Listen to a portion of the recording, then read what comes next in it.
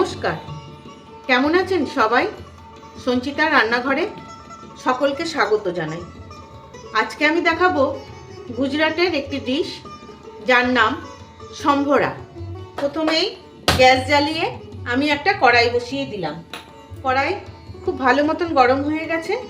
এবার দিয়ে দেব তেল। আমি দিচ্ছি সর্ষের তেল। এটি একটি স্যালাডের ডিশ। আমরা যাকে স্যালাড বলি, গুজরাটিরা সেটাকে সম্ভরা বলে। স্যালাডে বেশি তেল অত ভালো লাগবে না। তেল ভালো মতন গরম হয়ে গেছে। এবার আমি অল্প একটু লবণ ছিটিয়ে একদম গ্যাস কম করে দিয়ে দেব এক চুটকি মতন হিং, আর দেবো চামচখানিক সর্ষে। সর্ষে খুব ভালো মতন ফুটে গেছে। এবার দিয়ে দেবো একটা শুকনো লঙ্কা।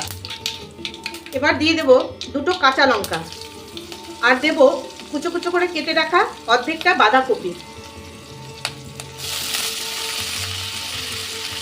আর দিচ্ছি গ্রেট করে নেওয়া, লম্বা লম্বা করে একটু গ্রেট করে নিয়েছি দুটো গাজর। ওই বাঁধাকপির মতন করেই কেটে নিয়েছি। যতটা বাঁধাকপি ঠিক ততটাই গাজর। আর দিয়ে দিচ্ছি আধখানা ক্যাপসিকাম। এবার এটা একটু অল্প আঁচে নেড়ে নিতে হবে। এই রান্নাটায় কোনো ঢাকা দেওয়া চলবে না, এরকম অল্প আঁচেই রান্না করতে হবে। এমনভাবে রান্না করতে হবে যাতে সবজি সেদ্ধ হবে অথচ একটা কচকচ ভাব থাকে, মানে ক্রাঞ্চি থাকে। দেখুন জল শুকিয়ে গেছে। ওহো, কি সুন্দর যে গন্ধ বেরোচ্ছে। আমি তেলের মধ্যে একটু লবণ দিয়েছি, তাই বুঝে শুনে লবণ দেবেন। দিলাম লবণ, আর দিলাম চিনি, দিয়ে আরেকটু নেড়ে নেব। আঁচ কিন্তু খুব বেশি দেওয়া যাবে না, অল্প আঁচে আঁচেই করতে হবে।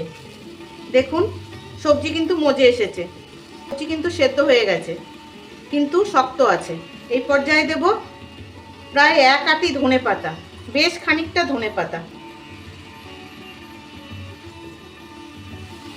মিনিট দুয়েক বাদে ফিরে এলাম। দেখুন একদম মজে গেছে, কিন্তু সবজি কিন্তু একদম মানে গলে যায়নি। এই যে সেদ্ধ হয়ে গেছে, ভেতরে কিন্তু কোনো কাঁচা নেই, কিন্তু গলে যায়নি। এবার গ্যাসটাকে অফ করে দেব। দিয়ে দেব পুরো এক চামচ লেবুর রস, দিয়ে ভালো করে একটু নাড়িয়ে নেব।